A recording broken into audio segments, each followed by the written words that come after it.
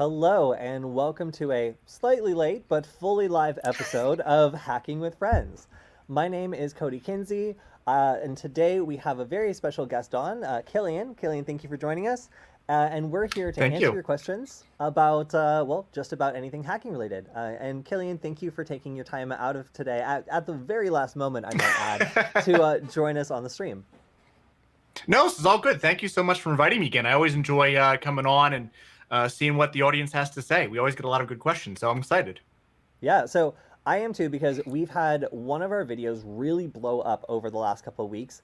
And this was pretty unexpected. We got, yeah, just a lot of attention all of a sudden on this one video that was hacking computers from blocks away with the Wi-Fi Dock.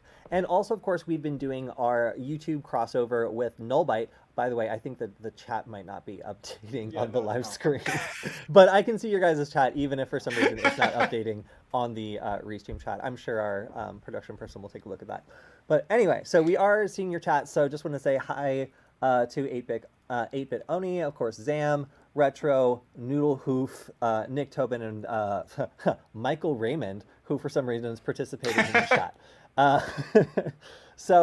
Yeah, anyway, so we've been doing these really great crossovers with Nullbyte, which are live streams where we basically go over one of these concepts that we usually teach at Varonis for like big companies when we're explaining to them like how bad things can really get when we're talking about breaches and that sort of stuff. These are called attack labs, and we do them pretty regularly, but it's really fun to get out there and show them in a way where anybody can ask questions. They're kind of meant for a very broad audience, and yeah, they've been doing really well. So if you guys have any questions about any of the attack labs that Killian has been so kind as to show off, or if you have any questions about maybe that really popular episode we just did that's getting all the attention, hacking computers from blocks away, or even if you want to talk about our new Hack 5 episode, which the thumbnail even features the elusive and long disappeared Michael, we can also talk about that because we've been getting lots of comments on that one as well, and I'm very interested to hear what people think about it.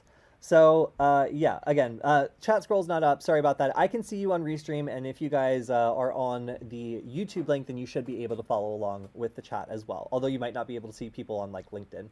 But okay, so in order to get started with questions today, I wanted to first show off just the videos that have been getting the attention. So first, if we could go to my screen. I just wanted to show off hacking computers from blocks away with the Wi-Fi Dock. This has 211,000 views. And for our little SecurityFWD channel, this is pretty good, especially considering if you look, this Yagi antenna is pointed backwards. So there's like no possible way that this could work as diagrammed. But hey, that's okay. Our editor at the time was not a Wi-Fi guy, so he didn't take the context clue of this like port coming out. But anyway, so you can see this has gotten a fair amount of attention, and we can also see that some people really don't like it.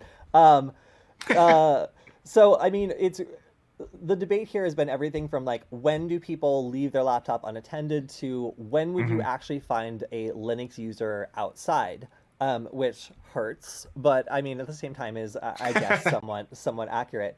But I think that really like this episode has sparked people's imaginations for like what you can do with a small piece of technology, and also it's created some expectation issues for people who think that it's possible to just like glare at someone's computer from across the coffee shop and force it to exploit itself.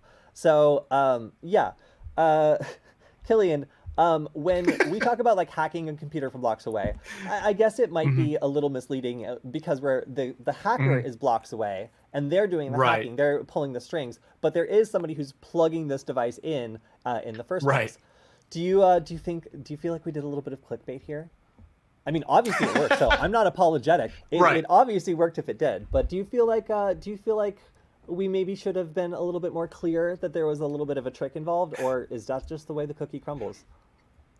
No, I mean, I think it makes sense.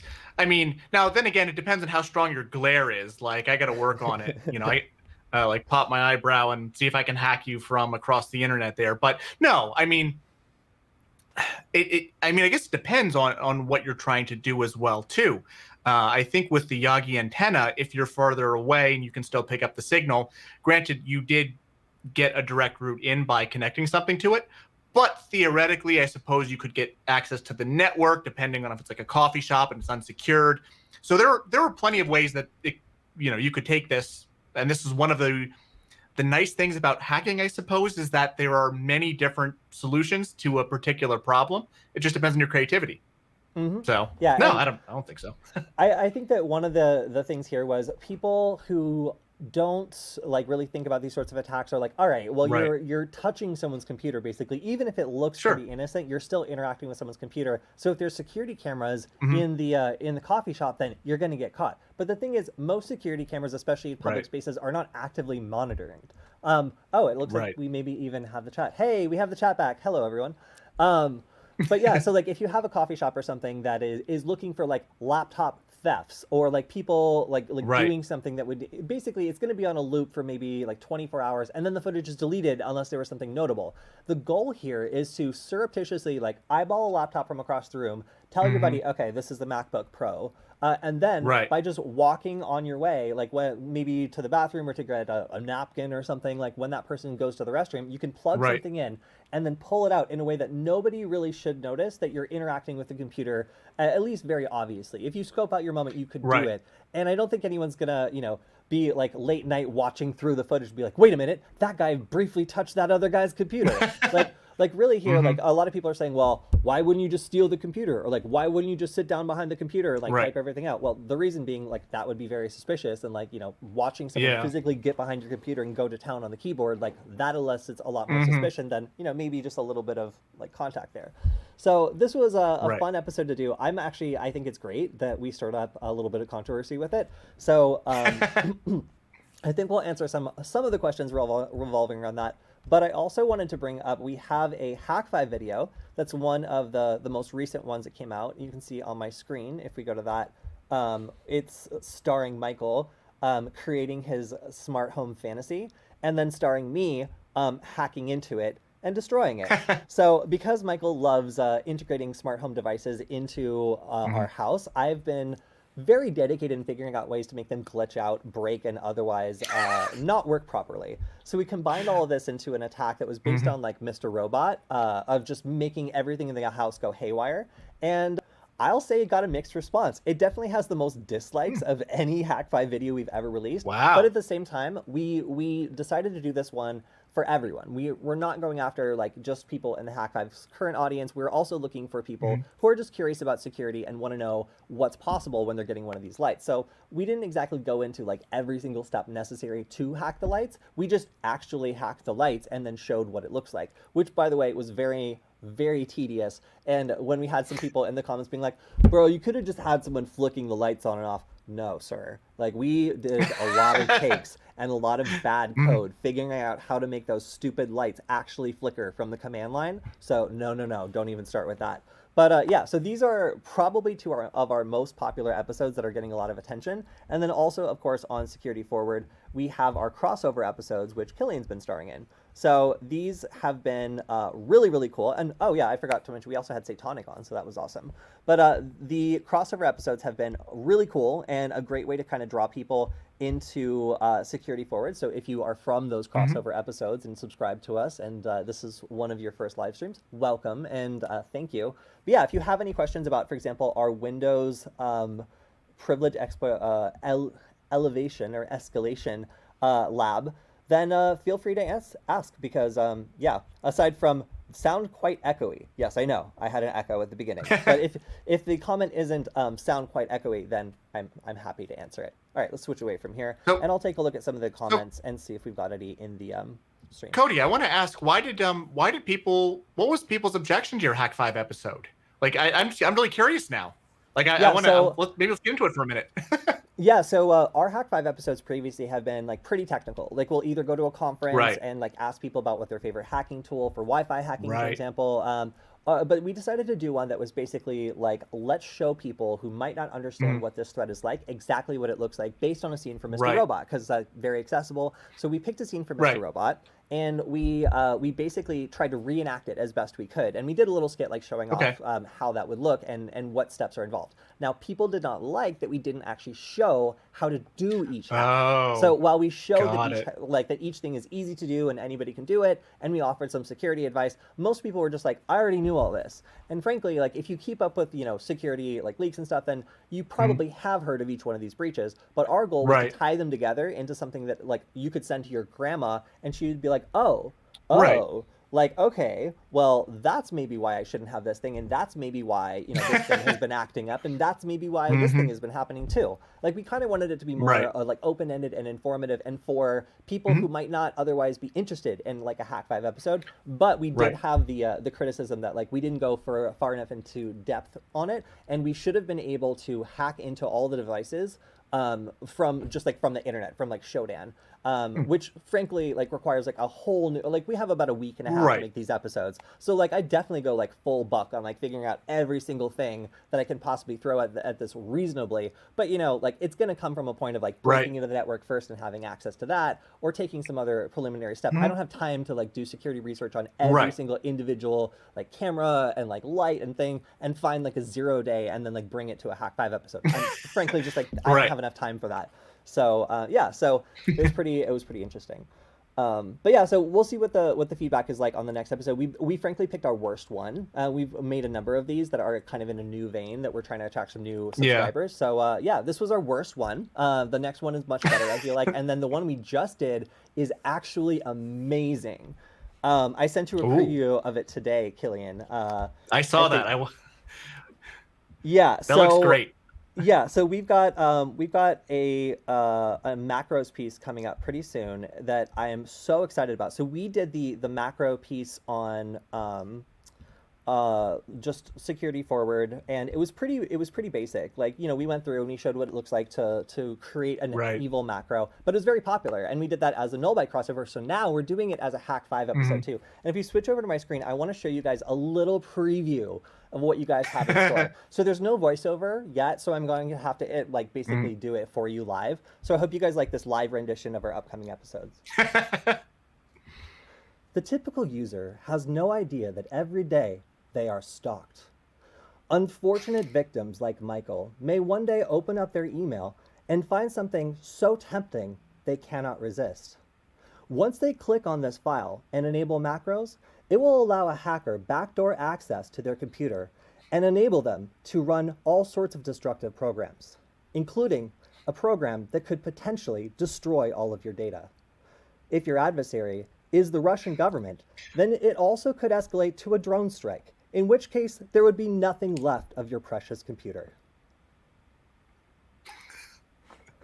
That's it.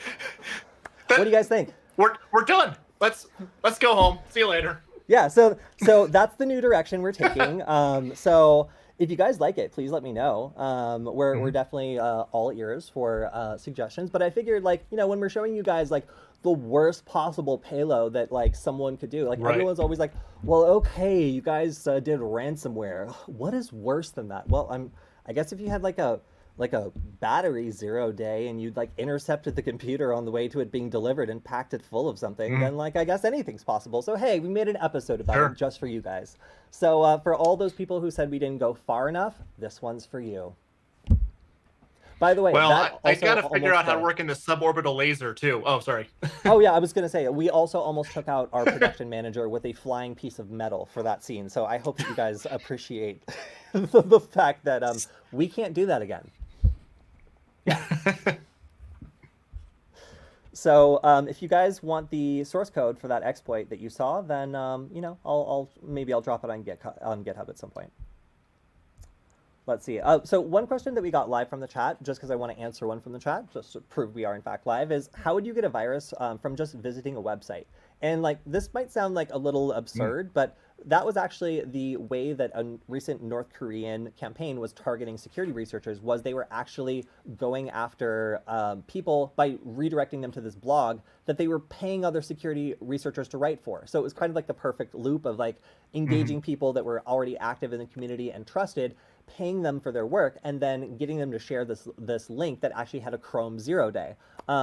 And so this sort of thing, it basically happens when there's a zero-day vulnerability discovered with the browser that is, not understood by all the people who are potential victims of it. And then when they go to this website, it enables some code to run. And of course, it's a 0-day. I don't know what it is. Like, that's the point, is like we don't know about it. But there's plenty of vulnerabilities that people don't know about that are currently in software that might enable them to do something like run arbitrary code on a victim's computer if you were to get them to visit a website with the right browser. So that's generally how that works. Killian, do you have anything to add with that? No, I mean, it's super common. There's lots of ways to do it, but if you think about it, what a browser is, it's just a rendering engine, and it's processing whatever code it's getting when you do the browsing. You're loading ads and all sorts of other stuff. So there are plenty of ways along the chain that you can get it to run code of some sort on your machine. So, and we've seen that even a couple of years ago with the malicious ads in the ad network. So completely big popular websites were serving up malware potentially through infected ads or through malicious ads run on the various ad networks. So it's there's a long history of this. Yeah, no, I've definitely heard of this. Like, it's a very common attack vector if you manage to be lucky enough to come up on a 0-day. So this tends to be more for like either nation states or people who come up on like secondary, like already exposed exploits that haven't been fully patched yet, or that maybe people like haven't patched it for some reason, and you're going after the stragglers. It tends to be the use case. But yeah, I think it's generally something that is pretty common when it comes to advanced campaigns and people who have access to these 0 days. Can we talk about the 500 plus Facebook users hacked? Well, I think it's more than that. 500 million or something. But yeah, so it's a lot. One thing to note in security news is yes, there was recently another like 2019 Facebook data set that was released. It was integrated in Have I Been Pwned. So if you're curious to know if your data is included in that, then you can go ahead and check right now. I'm not surprised. That's all I can say. I deleted my Facebook a little bit before this, like 2018, and that was my second Facebook that I created to like only kind of check in on friends. I didn't post any content there anymore once I figured out what it knew about me. I like downloaded all my data and I looked through it and I was like, you could write a book or a movie about my life, and I feel like you would sue me if I wrote a book or movie about my own life now because you have all this information. So no. But so my name didn't appear in it, which I was very happy to see. But for people whose information does appear, if you have a phone number attached, you can potentially expect spam phone calls and all sorts of other like coordinated social, like automated attacks, because it's just very, very easy now to scrape this data and start doing things like COVID scams and like other stuff that we've seen. Because once you have someone's name to attach to another contact detail, it's easier to write one of these phishing emails that's like, hey, like we'll pay you in Bitcoin for your opinion about the vaccine. Because we know that you have it. No, I mean, you want it, or whatever. Like, like some of these are like very sketchy, like scams that are greatly enhanced by the ability to tie together like biographic data. And that's where these sorts of data breaches become really, really useful for hackers and other bad actors. But all right, so let's actually go ahead and run through one of our first questions that we have from the YouTube channel. And the first one is, why don't you just put a program onto the Wi-Fi Dock that will install a remote access tool, bypassing the need for a second hacker and an antenna? So in this setup, just for context, we had one attacker who's in the coffee shop scoping out computers to attack, and they have a Wi-Fi Dock, and then a second attacker about a block away that just has a cell phone and a computer with a strong antenna. So the goal here is for the attackers to coordinate and basically target someone by figuring out what operating system they're running, and thus what sort of attack the second hacker should be running. So the challenge here is like, you might find a Mac OS computer, you probably won't find a Linux computer, as a couple people pointed out, but you might find a Windows computer, and you might find maybe a different version of Windows or a different version of Mac OS. If you're sitting like kind of close to someone, you can figure out what operating system the computer is running, and that will make the attack you're running very specific depending on what you're targeting. So the cool thing about the Wi-Fi Dock is you can change what attack is going to be run immediately, because basically as long as you can tell the other person who's remotely controlling the computer which attack to run, you're good. So I mean, if you wanted to compress this so that it was a single attacker, they're just saying like, instead of the second attacker, could you just create a backdoor? Yes, you totally could. But the problem here is like, how do you know which exploit to run without like first scoping out the computer. The goal of the two-person system is, you know, you can very quickly be like, it's a Mac OS system, and I'm plugging it in now. And the second person is like, all right, running a Mac OS payload. And you can coordinate like that. If you wanted to have a single person, you would just need to be able to figure out how to indicate to the Wi-Fi duck which script to run. You could probably do that. Like if you wanted to make like a little, I don't know, like a watch with 3 buttons, one of them for Linux, one of them for Mac OS, and one of them for Windows. I guess you could do that. So you plug it in, you press the button, and it sends a message to the Wi-Fi duck to run that script. Sure, you could do that, and then it establishes a backdoor or whatever. But then you kind of got to be doing like a bunch of stuff at once. You got to plug it in, not get caught, press the button, look around, wait till it's done running, like, you know, like, so we did it with 2 people just to illustrate that it could be done from quite some distance, because the other application for this is an office computer that maybe has a USB port that's not very visible. If you can jam this into an office computer and then later that night, or even, you know, while someone is just not looking or distracted, have somebody else start running something to create a backdoor on the computer, you can access it in the middle of the night. You can keep maybe typing a space or something so the screen never locks, and it's more likely that you catch the computer like completely when it's alone. So there's lots of different use cases here. Maybe we should have done like an office scene, and people would have complained about it less. But I thought the coffee shop and how quickly you could swap the script was actually probably the coolest part about the Wi-Fi dock. And I think there's some precedent too for the office scenario. I don't know. I'm trying to remember. Is auto run still a thing when you plug in a USB drive? And this is going way back in my security career, but I remember maybe it was Configure. So there's a real old shout out somebody, but one of them had an auto run. So whenever, like, if you plugged in the USB stick that was infected, it would auto run a little thing, and it would try and copy itself to any of your network shares. And whenever somebody went to the network share or mounted it, it would auto run there too. So it was everywhere. So just as easy, I'm sure you could create that exact same thing. It'll auto run, do a little HTTP call home. You know, Bob's your uncle for the exploit, and you can kind of do whatever you want then. And it's odd, Cody. It's almost like you and I recently talked about how easy it is to have an HTTP command and control channel remotely. Exactly. I mean, basically, like, you can either craft like an office macro and like make it look perfect and like send it to the person, or you can just wait till they go to the bathroom in a coffee shop, and you can just skip that whole like office macro crafting step and just go directly to creating a backdoor process, creating a command and control server, and connecting back to it. And that would allow you to basically have their computer as a puppet. You get to control the strings, and it only takes like a moment of contact and physical access to the computer to make that happen, which is why, you know, the Wi-Fi duck is so cool, in my opinion. Yeah, so you can also, so the cool thing about the Wi-Fi duck also is you can set it to auto run a particular exploit if you know, like, you know, what you want to do, or you can have like a list of different exploits and then send a trigger to the Wi-Fi duck over Wi-Fi the second it powers on and creates the Wi-Fi network. It will automatically begin running any script that you've already written and saved on it. So there's tons of flexibility you wouldn't get from like a regular like USB rubber ducky, for example, because that's like hard, you know, hard programmed, and you got to like literally have 3 separate ones for like the 3 separate exploits, unless you're doing some like wonky trick where you like flip a switch or something to change it. But yeah, still really, really cool. And yes. But, you know, valid, if you wanted to cut it down to 1 person, you totally could. I think that was the source of the question, but I still wanted to give it some context. All right, so let's look at the next question.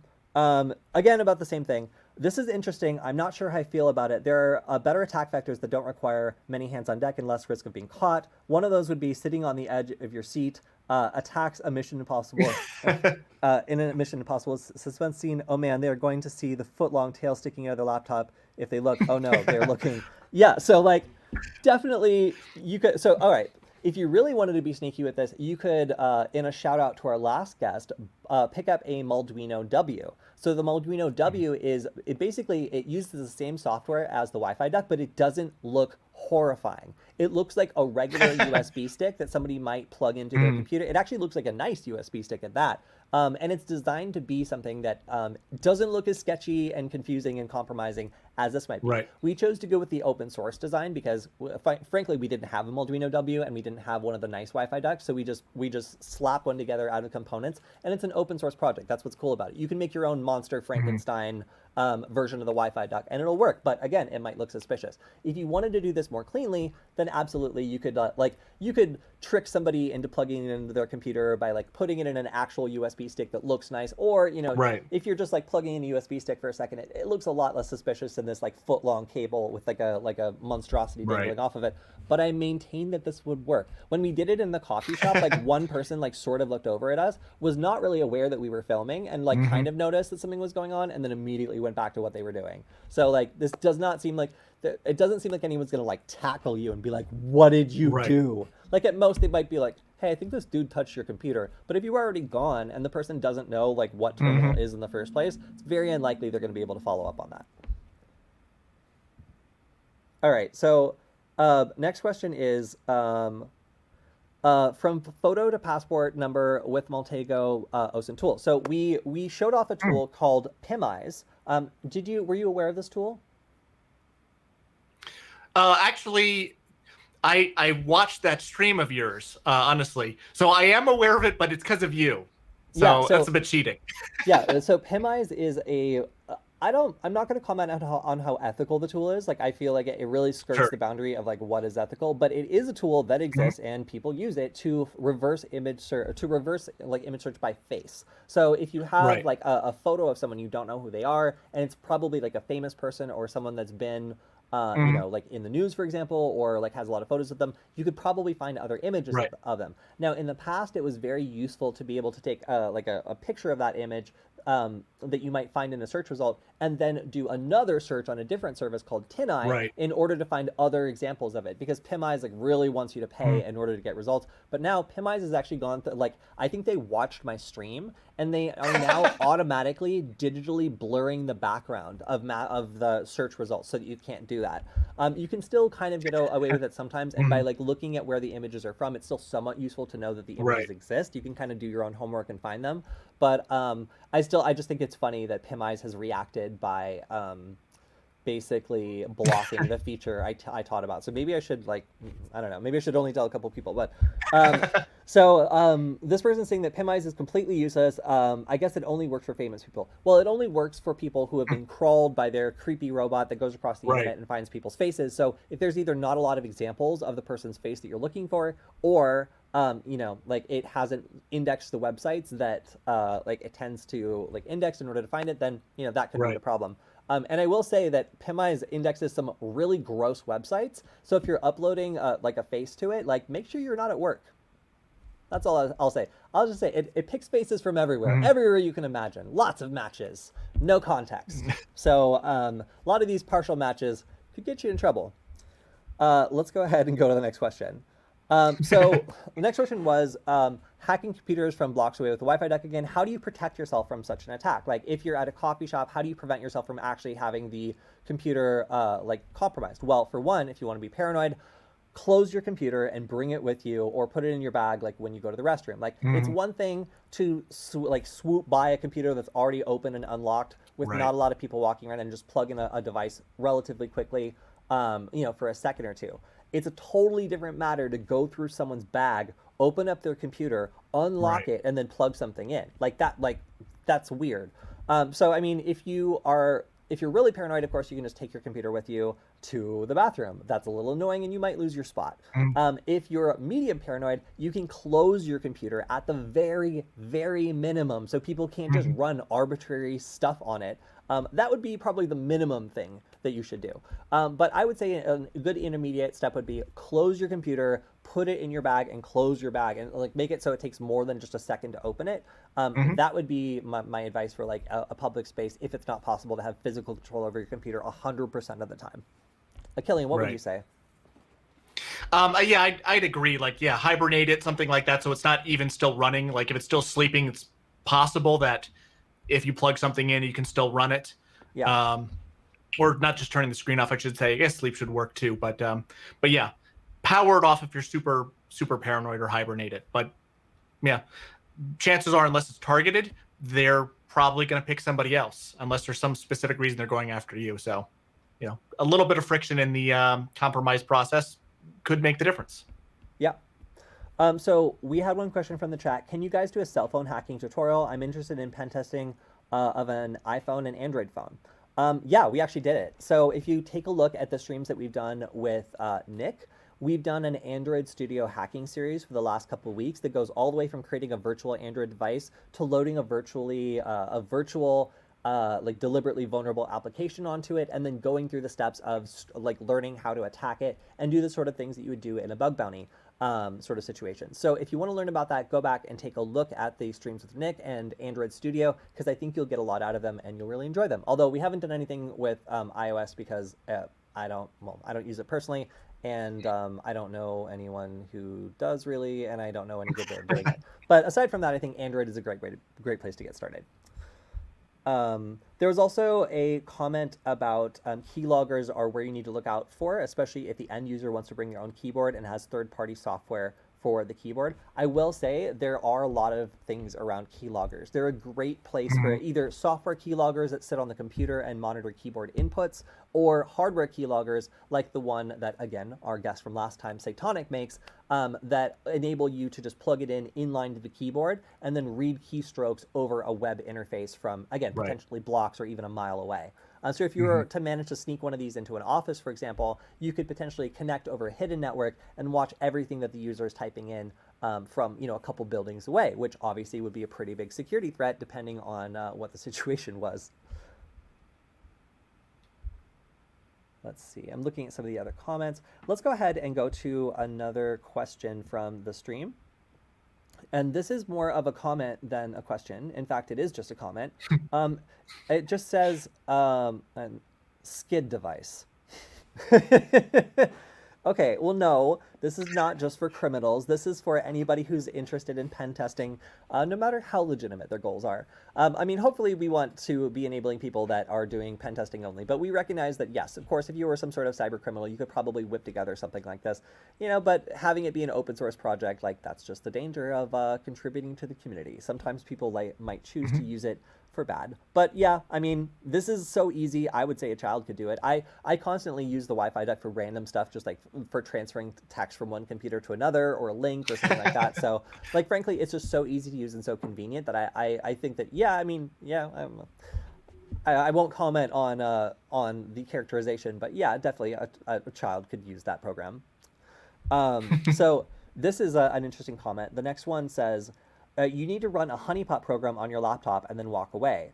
And when the thief comes to plug in their dongle and connect to the van outside the building, your program on your laptop will identify the hacker and call the police to arrest them. I actually like this a lot more than the die pack idea. So previously, we had a guy say, I don't like this. I'm going to rig my USB port to explode with ink if anything is plugged into it. And we're just like, all right, this man's done it. Like, we figured it out. Like, everyone can go home. There's no more security problems because we're just gonna have exploding USB ports with die packs.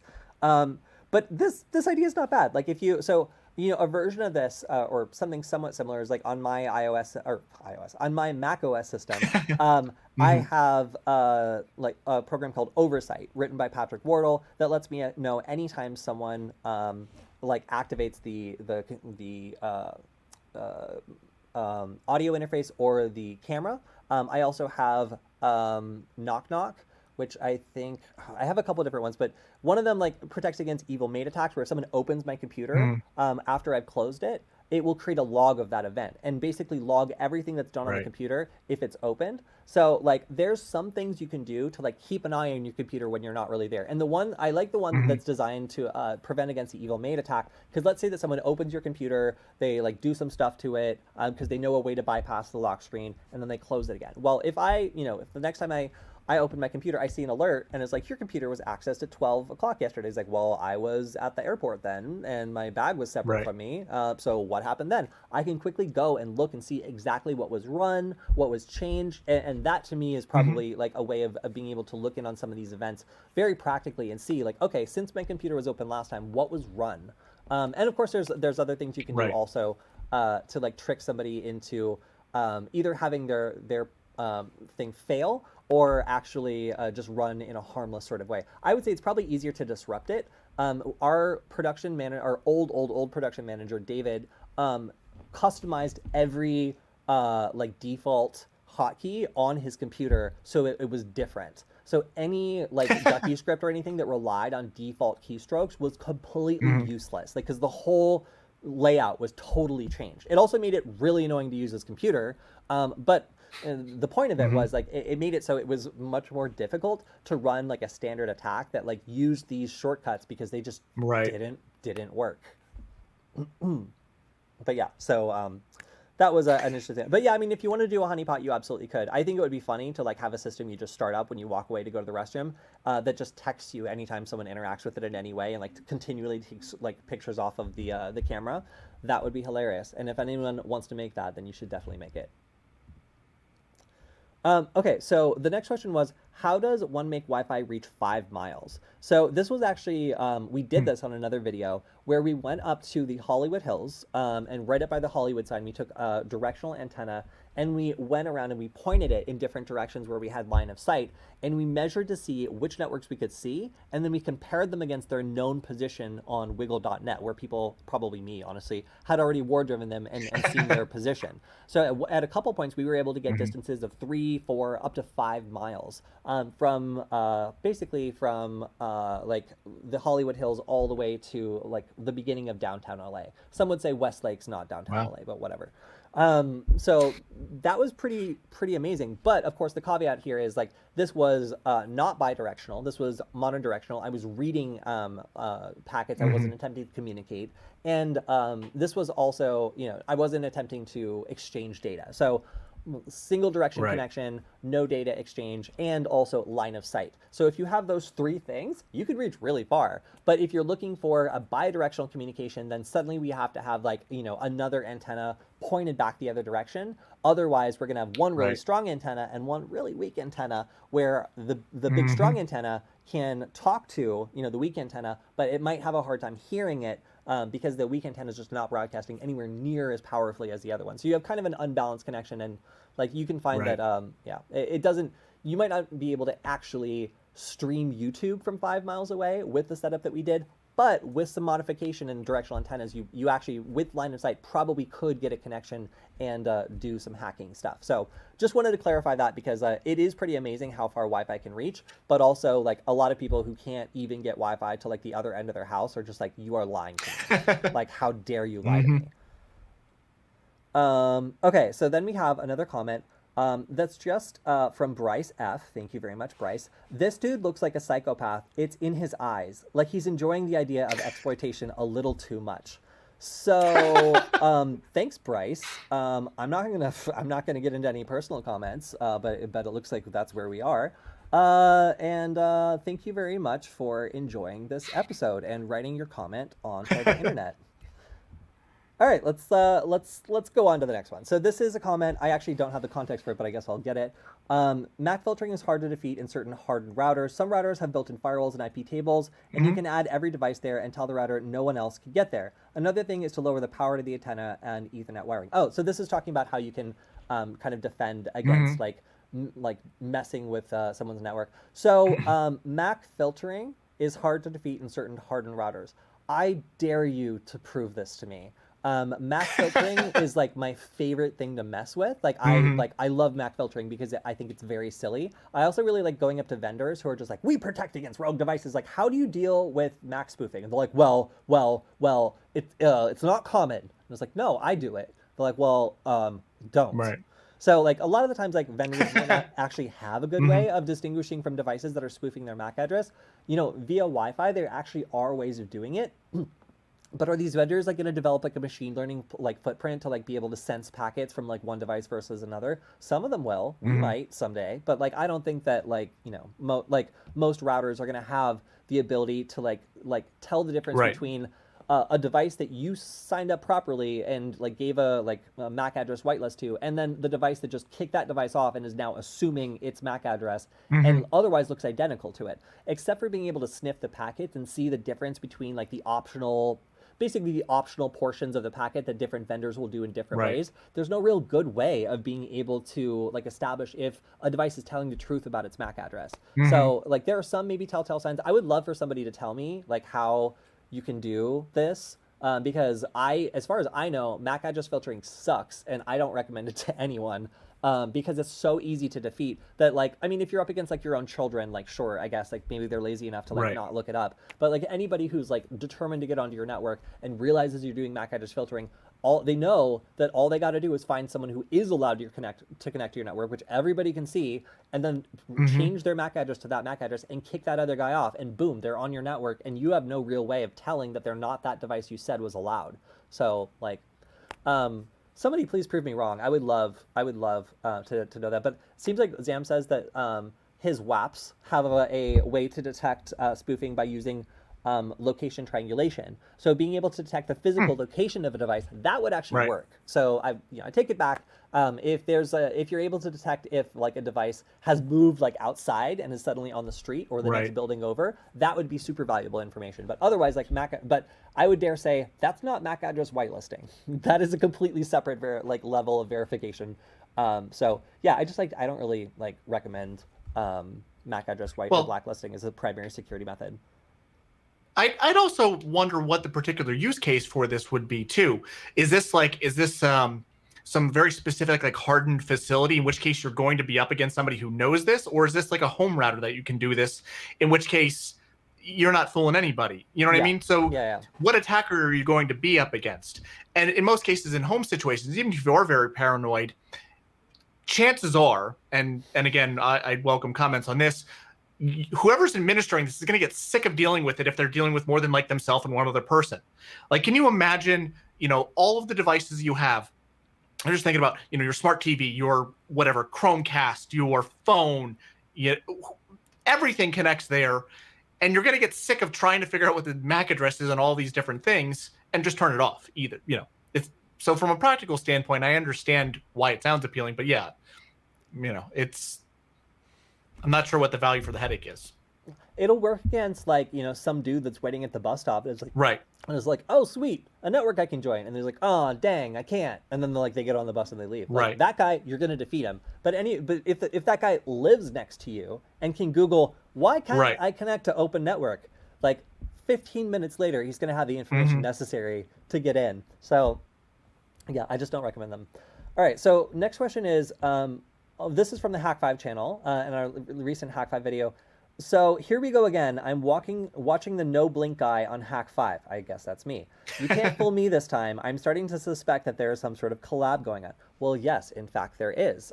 We now produce videos for Hack5, actually 2 different shows for Hack5. One of them is Hackbite, which I think still hasn't premiered, but you can look forward to it. And the second one is just regular old Hack5 by our production team in Montana. And yeah, so we are producing new episodes now, and you will get to see them very soon. And you'll be seeing more of the no blink guy on Hack5. So thank you. Next question is, why do software companies prioritize convenience over security? Because they want users to use their product. And that is like the end of the end of the discussion. Like, users prefer convenience over security universally, because nobody except like me and I guess people at our company make money doing security. They make money doing their jobs, and security either gets in the way or like barely protects them from something they only care about in an emergency. So most people, when they're building a product or they're building a service, are 99.99999% focused on making it easy, convenient, and useful for the user to use. Security depends on whether or not anybody is even using the product. So some people won't even really build security into the model until they're sure that people are going to start using the product in the first place. So it's very common to see people who will be like, why would we invest, time, energy, and resources in something that nobody's using yet to protect data that doesn't exist yet? And then by the time people do start using it, they're like, well, it would be very expensive, and the database just wasn't created to support this, and like, we just don't think, so that is how it happens very, very often. These are products that are designed to be convenient, and as soon as they stop being convenient, people don't use them. Let's see. All right, so let's go to the next question, which is great video. I have a question. Have there been many or any systems connected to the internet that could not be compromised or exploited? I would be interested in hearing some experiences of failed hacking attempts and learning more about how the various techniques were effectively thwarted. So, I mean, of course, there's nothing that is completely hack-proof. If somebody has enough time and energy, they can probably do some damage to it if they want to. But that being said, there are plenty of examples of times when maybe a security feature or some combination of security features has prevented an attack or an exploit from running. I'm sure lots of people like to talk about maybe how like Qubes OS might be able to stop all sorts of like malware or exploits or 0 days that other operating systems wouldn't be able to exploit. But do I recommend you switch, your schoolwork over to Qubes OS? No, you crazy person, don't do that. Like it's a lot of work. If you're really paranoid or if you're in a job where that's necessary, sure. But like most of this stuff is not convenient in any way, shape, or form. So changing your whole life to prevent like a theoretical exploit that may never come kind of feels like living in a bunker to survive a nuclear war that may never come. It just doesn't make sense to suffer on a daily basis to lock down your computer to such a degree. Now that being said, I have plenty of security tools on my macOS system that warn me about processes that look like something connecting back to a C2 server or processes that are encrypting too many files too rapidly. I get notifications about that and get to make a decision about whether or not I want to let it run all the time. And I would say that those are good examples of things that can stop an attack. But there is no one configuration that is the way to go if you want to prevent all attacks. It's really, hate to say it, but it depends on your use case and your threat model. And you really don't need to go much further down the rabbit hole than you need to once you identify what's the most likely threat model for you. I mean, unless you're up against a team of Russian spies every day, in which case download Qubes. Live questions ignored. Woo! I don't know. I didn't get your question, bro. What about C9 auths? Anyone? I don't know, dude. Yeah, I'm sorry. I don't know. I don't know what C9 auths are, and I don't have a response. So, all right. So next question. I am just starting with networking. Can you suggest to me a good Wi-Fi network adapter for beginners? All right. So when you're getting into Wi-Fi hacking, you need to be able to get your computer to do some stuff that it doesn't typically do.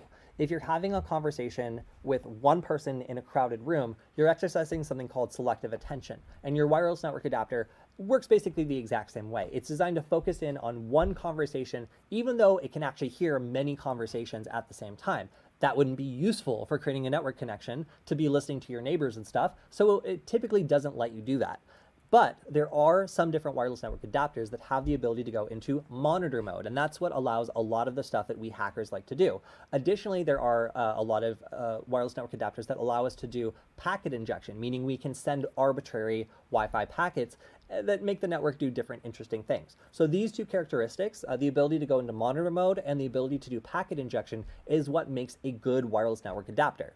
Now, the two brands that we typically recommend are Panda Wireless and Alpha Wireless, not in that order. So Alpha Wireless is the really nice brand that has a specific page that has every different wireless network adapter that supports Kali Linux. They have decent documentation. They're really friendly. I have to say, we worked with them before and I really like them. That's why I have Alpha Wireless stickers on my, oh yeah, I have an Alpha Wireless sticker right there.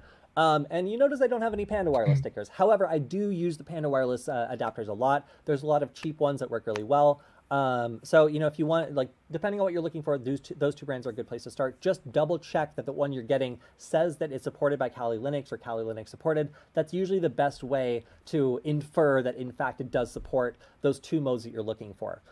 Usually looking by chipset is the most definitive way to kind of do that. But off the top of my head from Panda Wireless, the PAU 05, 07, and 09 are really good wireless network adapters to get started with. And then on Alpha Wireless, I would just recommend taking a look. They have kind of long names, but the NA and the NE, you'll get it when you're on the website. Are the NAH and the NEH are two that I use very frequently. But I also use the Tube U, which looks like a lightsaber. It's designed for boats, or to be outside. It's this tall. It is not subtle, but it's by far my favorite wireless network adapter of all time. So if you're looking for one that's not subtle and not the cheapest, get the Alpha Wireless Tube U. That thing is crazy. I also can attach it to the giant grid antenna that they sent me when I asked, and I can get absolutely insane range with that thing. So truly crazy if you got a boat, I guess, or you just want to do some very long range Wi-Fi hacking. and you don't care that it looks like you're carrying around some sort of lightsaber, or like maybe one of those airport ones that like people like bring the planes in with. So if you don't care that it's that size, then definitely it's a good option. All right. I think that's most of the questions that we had from the channel. So if anybody has any questions from the chat that they want to drop in, for example, one is rmitage still useful? From Senpai Jude.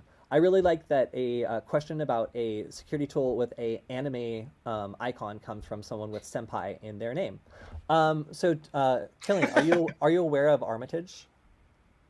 No, I'm not. Tell me about this. So rmitage is an old school like Kali Linux tool that has a GUI, and it basically like attempts to auto exploit computers on a network around you. It is often derided as a script kiddie tool.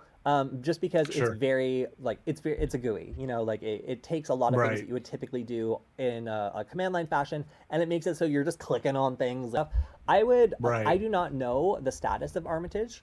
Oh, and the monitor here went out, but okay. I don't know the status of rmitage, so I don't know if it's being like updated or like what exactly is going on with it. But in general, it seems like it probably isn't as useful as it was before. So if if you're curious about rmitage, maybe check it out. But I don't think that it probably is as maintained as it has been in the past. I think also, Kelly, you can probably hear me through OBS, but I don't know if everyone else can hear you because it looks like when the screen went out, it also took out your camera. So if people can't hear you, then we actually are at a time, it died at the exact correct moment. So we are now actually over time. But yeah, I would say if you're looking for a good tool to get started with exploitation, rmitage kind of like glosses over some of the things that like beginners might not understand, and it also like just by power clicking you can do some like illegal stuff potentially. So I would say maybe go easy on the rmitage. I would rate it somewhere along with like bside ng in terms of like a tool that can like possibly do some stuff that you might not be allowed to do if you are not careful. So yeah, kind of funny there. Oh, it says so they say that the screen is glitching, but Zam can hear Killian, so they might not be able to see you, but they can still hear you. All right, so I think that now that the chat has exploded again, and I'm now joined by this square with a outline, but you can hear the ghost of Killian. I guess that's it for today. So our stream exploded, but only at the exact last minute. Thank you to everyone who's live in the chat. I'm being told that the ghost that we accidentally let out of Temple OS is probably interfering with the stream, so we're going to call someone. I don't know who, but we'll figure out who to call about these ghosts and try to get them handled, because the ghost of Terry Davis is again interfering with our stream. Shouldn't have made fun of Temple OS. It's really our fault. So, all right, guys, thank you so much for joining us. Thank you, Killian, for joining me on the stream today. Thank you. Yeah, we'll see you guys next time. And again, if you have any questions, make sure to drop them in the on the YouTube channel, and we will get to them during the Wednesday stream. You can also join in on the live chat. Make sure to subscribe to the channel on SecurityFWD on YouTube, or you can go to hackingwithfriends.com. And if you want to see more of Killian, make sure to check out the threat update on the Verona's brand channel, where he talks about all sorts of attacks against big companies and what they're doing to prevent them all the time. So you can see more of Killian there. All right, that's all we got, you guys. We'll see you next time. Thank you for hanging out with us. Thanks so much. Yeah, in spite of the stream exploding. And yeah, bye.